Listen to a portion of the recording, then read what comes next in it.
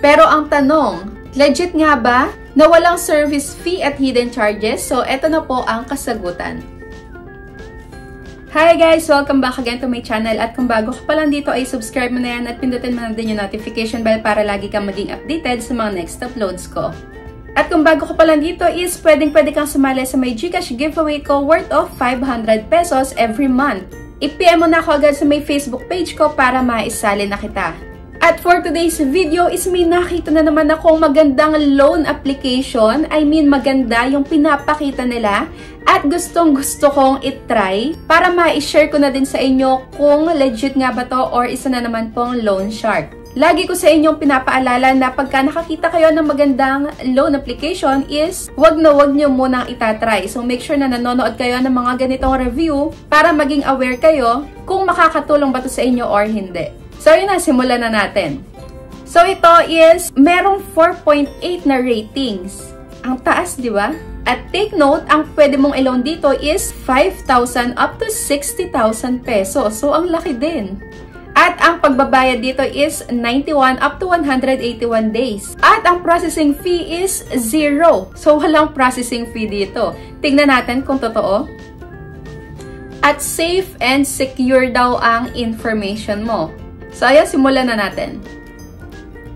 So, dito is nakalimutan ko sabihin, ang loan application na to ay ang Happy Pera. Fast GCash Loan. At ito na ang kanilang homepage. Ayan, huwag na nating patagalin.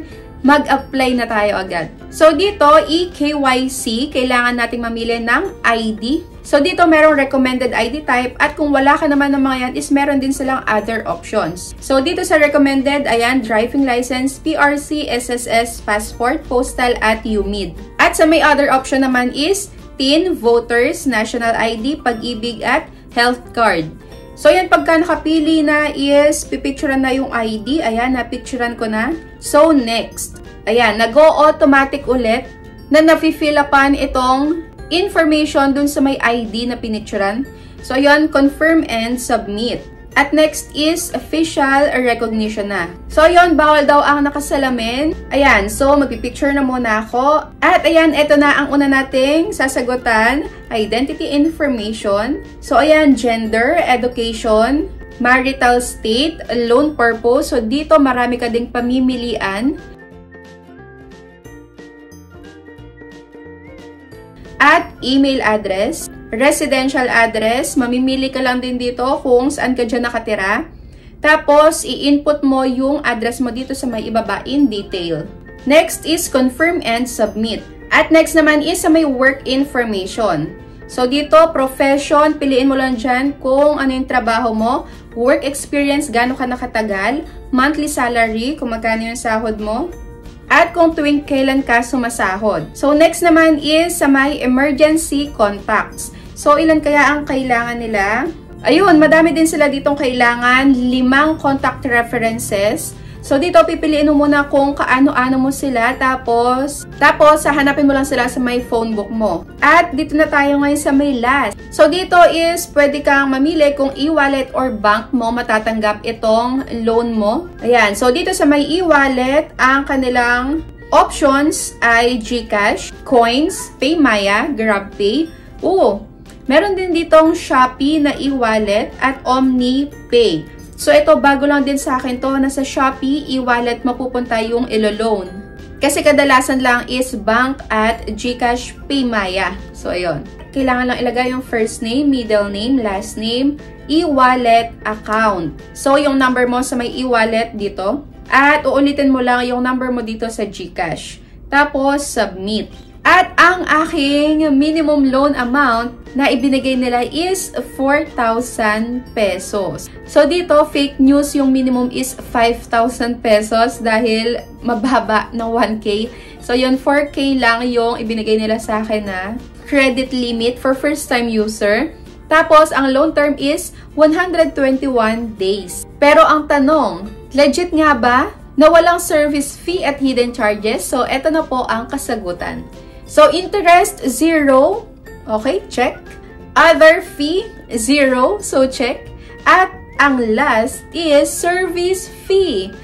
So, ang last is service fee. So, dito sila bumawi dahil ang makakaltas is 1,520. OMG. So, dito wala ang interest at other fee pero full pack naman dito sa may service fee. So, napakalaki naman ano?